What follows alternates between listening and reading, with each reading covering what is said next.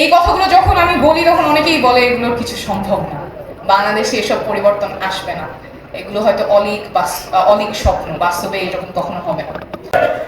আমরা এমন রাজনীতি করব যাতে জনগণ মনে না করে রাজনীতিবিদ শুধুমাত্র নিজের স্বার্থের জন্য রাজনীতি করে। আমরা এমন রাজনীতি করব যাতে জনগণ জানে রাজনীতিবিদরা জনগণের স্বার্থের জন্য রাজনীতি করে, এবং সেখানেও তরুণরাই অগ্রগণ্য ভূমিকা পালন করবে হয়েছে।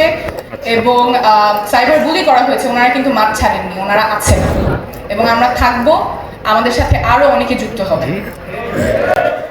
আমরা এমন রাজনীতি করব যাতে জনগণ মনে না করে রাজনীতিবিদ শুধুমাত্র নিজের স্বার্থের জন্য রাজনীতি করে। আমরা এমন রাজনীতি করব যাতে জনগণ জানে রাজনীতিবিদরা জনগণের স্বার্থের জন্য রাজনীতি করে, এবং সেখানেও তরুণরাই অগ্রগণ্য ভূমিকা পালন করবে।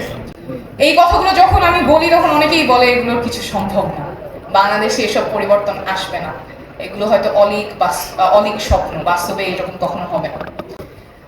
কিন্তু আমরা পথে প্রান্তরে, বাংলাদেশের পথে প্রান্তরে তরুণ এবং সর্বস্তরের জনসাধারণের মধ্যে দেখে এসেছি যে রাজনৈতিক সচেতনতা তৈরি হয়েছে।